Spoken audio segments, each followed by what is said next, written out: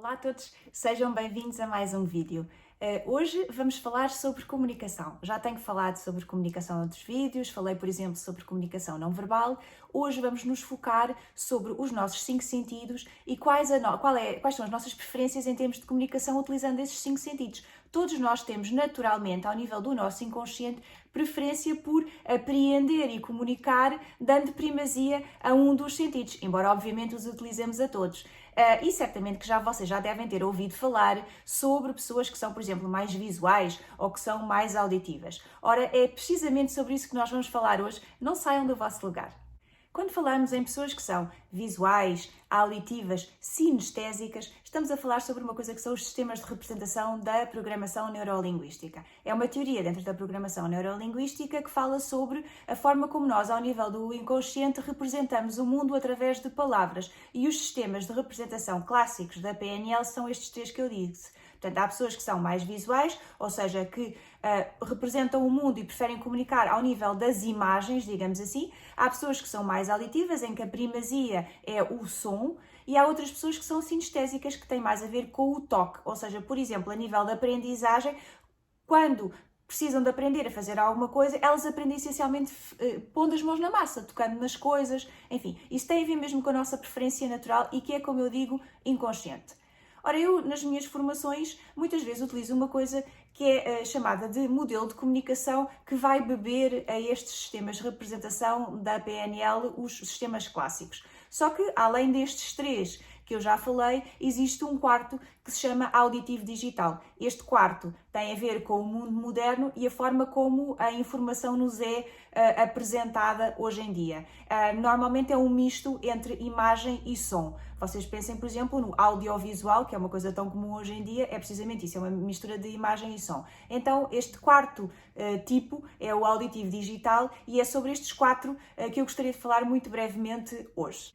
Então, como eu disse, muitas vezes utilizo este modelo de comunicação em contexto de formação de grupo. E o que é que eu faço? Bom, basicamente aplico uns questionários aos participantes dentro do grupo e estes questionários ajudam as pessoas a perceberem qual é a sua forma preferencial de comunicar e de apreender a comunicação. Basicamente identificam-se num destes 4 grupos, que é onde têm a maioria das suas respostas. É muito interessante a nível do autoconhecimento, porque as pessoas começam a perceber também como é que mais facilmente recebem e percebem a comunicação, e também é interessante ao nível do conhecimento do grupo, porque estas pessoas são grupos de trabalho, são pessoas que trabalham regularmente umas com as outras, e também se torna claro para elas porque é que às vezes com determinados colegas parece que há ali algumas falhas a nível da comunicação, ou seja, por exemplo, muitas vezes em empresas há uma preferência clara por apresentar a informação sempre de uma determinada forma, num determinado formato, e essa forma de apresentar a comunicação não é sempre a melhor para toda a gente. Há pessoas que, se a informação lhes fosse apresentada num formato diferente, teriam muito mais facilidade em apreendê-la e entendê-la. E, portanto, estes questionários ajudam as pessoas também a comunicar depois melhor entre si. E o que eu verifico, que eu acho que é muito interessante, eu já tenho aplicado estes questionários a muitos grupos, é que temos geralmente uma quantidade muito grande de auditivos digitais, e os auditivos digitais, como eu digo, são as pessoas da era do audiovisual, que é a era em que nós vivemos hoje em dia, e também muito de contexto empresarial, porque tem a ver com uma apresentação muito racional da informação, muito baseada em quadros, em dados, em factos. Mas também temos, dentro destes grupos, muitas pessoas visuais, geralmente. Enfim, nós vivemos também num mundo em que a imagem vale mais que 1000 palavras, portanto a imagem também está sobrevalorizada, mas também temos sinestésicos, porque, enfim, o sinestésico é uma coisa muito natural nossa, no fundo é o nosso primeiro sentido, porque os bebés quando nascem é através do toque que eles se desenvolvem. É o primeiro sentido a ser desenvolvido no ser humano, mas vejo também claramente, pelo menos nos meus grupos de formação, que os auditivos estão em minoria. E é uma minoria que às vezes não existe ninguém. Tenho grupos em que não há absolutamente ninguém que tenha como preferência comunicacional o auditivo, o som. E isto é muito interessante, tenho verificado isto ao longo do tempo e já desenvolvi uma teoria sobre o porquê disto. Já vos vou explicar qual é a minha teoria. Começo por dizer que esta teoria não é uma teoria científica, obviamente. É algo que eu tenho observado, mas parece-me que o facto de haver cada vez menos auditivos tem a ver com o mundo moderno e desde logo com o facto de, isto quase parece uma contradição, mas de nós vivemos num mundo onde praticamente não há silêncio. O silêncio é importantíssimo para qualquer pessoa, mas para alguém que tenha o sentido da audição muito apurado, tenha uma sensibilidade acústica muito forte, acaba por ser quase doloroso não existir silêncio. E se vocês repararem, muitos de nós até temos dificuldade em estar em silêncio, é incómodo, o silêncio é muitas vezes incómodo. Ora, isto faz com que nós vivamos numa sociedade em que não só não há silêncio, como os sons são todos muito altos, há imenso ruído, ruído constante de dia e de noite. E isso faz com que a sensibilidade auditiva seja minorizada, ou seja, a parte auditiva está desvalorizada em função de outras formas de comunicar.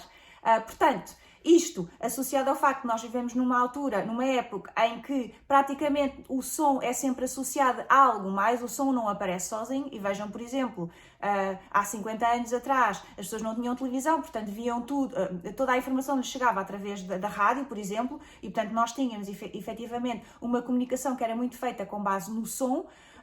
Hoje em dia é verdade que há som, existe rádio, mas quando nós pensamos em músicas, por exemplo, aquelas músicas que tocam na rádio, nós pensamos muitas vezes no vídeo da música, porque as músicas são também publicitadas nas redes sociais e na televisão e, portanto, nós temos sempre uma imagem, a imagem associada ao som. E vocês sabem que os cantores, as bandas pop, rock, etc., mais famosas do mundo, têm sempre uma imagem muito forte associada ao seu som.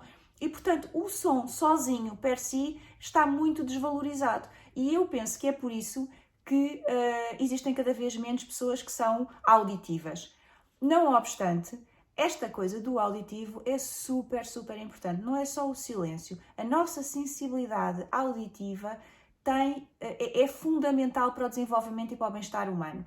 E, portanto, hoje, e foi daí que veio a inspiração até para este vídeo, resolvi partilhar convosco duas ou três dicas para que vocês possam estar mais atentos à vossa parte auditiva e com isso também promover o vosso bem-estar. Então eu já volto com alguns conselhos sobre isto. A primeira dica que eu gostaria de partilhar convosco é de vos convidar a escutarem os sons da natureza. Nada mais do que sair para o campo e ficar parado, de olhos fechados preferencialmente, que é para não estarem a ser poluídos por imagens, e escutarem os sons da natureza. É interessante porque nós, na maior parte dos casos, não temos esta oportunidade. Muitos de nós vivemos em sítios onde há muitos ruídos que não são ruídos naturais, são ruídos mecânicos, são os automóveis, são as máquinas, etc. E não temos a consciência da quantidade de sons diferentes que a natureza nos apresenta. Portanto, o simples facto de sairmos um bocadinho para um sítio de campo e ouvirmos o barulho dos pássaros, o barulho do vento, enfim, até nós próprios a movimentarmos, a pisarmos os ramos e as folhas, etc. Todos esses sons, que são sons absolutamente naturais, vai nos dar uma consciência e uma acuidade em termos acústicos à qual nós estamos acostumados. E igualmente, além de convidar-vos a escutar os sons da natureza, convido-vos também a escutar o silêncio. É isso mesmo. Esta tentativa de estar em silêncio às vezes é quase impossível. E se calhar alguns já tentaram, pensem, eu gostaria de ouvir o silêncio, mas há sempre qualquer ruído de fundo. Isto é muito comum nas cidades. Portanto, para aqueles que vivem no campo, se calhar talvez seja mais fácil, mas uma pessoa que vive numa cidade ou vive num meio urbano, apercebe-se que até de noite há sempre ruídos. Há o carro que está a passar, há qualquer... Portanto, não há silêncio absoluto. Então, este exercício de procurar o silêncio absoluto não é só importante, como é também libertador. E se a isso conseguimos associar respirar também, ou seja, ficarmos em silêncio absoluto, mais uma vez de olhos fechados para não haver poluição visual, e conseguirmos inspirar e expirar várias vezes, respirar, só isto tem um impacto no nosso bem-estar enorme.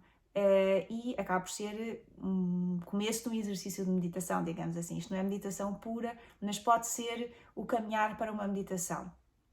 Então, meus dois primeiros conselhos é: escutem a natureza e depois escutem o silêncio. Outro conselho que vos daria seria de viajarem através do som. E como é que isto se faz? Olhem, dois tipos de viagem. há uma viagem que pode ser uma viagem no tempo. E aí é convidar-vos a, por exemplo, escutarem músicas, canções que sejam da vossa infância ou de momentos da vossa vida em que aconteceram coisas particularmente importantes, canções, coisas que estão associadas a esses momentos. A primeira coisa, obviamente, é identificar que canções, que músicas são essas e depois ouvi-las. Este tipo de exercício permite-nos viajar no tempo. É sair do momento em que estamos agora e sermos transportados para outro momento simplesmente através do som. Mais uma vez, convido a fazer este exercício de olhos fechados, mas acho que é particularmente libertador, sobretudo se, obviamente, escolherem momentos de felicidade. Não momentos de grande dor, porque também existem muitas vezes músicas associadas a momentos de dor, mas se encontrarem aquelas músicas que vos transportam para momentos alegres da vossa infância, mais uma vez é um exercício interessante e libertador. E igualmente, outra viagem que se pode fazer é uma viagem não no tempo, mas no espaço. Ou seja, procurarmos aquelas músicas, mais uma vez, que associamos a determinados locais onde nós não estamos neste momento. E aí então fazemos uma viagem no espaço sem sairmos do mesmo lugar. Por exemplo, músicas que nos lembram de determinados países. Ou até músicas que ouvimos numa determinada viagem, música do mundo, sei lá, sons tibetanos, são tudo sons, músicas que nós identificamos com outros locais e que nos permitem, mais uma vez, fazer uma viagem que é espiritual, digamos assim, que não é real, mas que também é particularmente libertadora. Portanto, estes dois conselhos também são conselhos que eu acho exercícios muito interessantes: viajar no tempo e viajar no espaço através dos sons. E finalmente, não poderia deixar de falar numa última coisa que eu acho que é tão importante hoje em dia e que fica tão esquecida: é o escutar os outros. Assim, também tem muito a ver com o som. Obviamente nós falamos em comunicação e há muita comunicação não verbal, nós não comunicamos só através das palavras, não é? E do som, mas este ato de escutar, de praticar a escuta dos outros, está muito desvalorizado hoje em dia e é preciso realmente nós darmos atenção a isto para sermos capazes de escutar os outros. O que acontece muitas vezes na nossa vida do dia a dia é que nós estamos tão preocupados com aquilo que vamos dizer que muitas vezes quando o outro está a falar nós já estamos a pensar no que é que vamos responder e portanto não praticamos a escuta. Então este exercício de escutar é também uma forma de praticar e desenvolver a nossa acuidade auditiva. Nada mais do que até mentalmente repetir aquilo que os outros estão a dizer. Ou seja, escutar, aqui é escutar-nos internamente. É quando o outro fala, eu repito a informação cá dentro para garantir que estou com atenção. É praticar a atenção e é praticar a escuta. Não podia deixar de terminar com este conselho porque, olhem, eu acho que muitos dos males do mundo de hoje têm a ver com o facto de nós não nos ouvirmos uns aos outros. É verdade. Portanto, olhem, pratiquem a escuta, fiquem bem e até breve com mais um vídeo.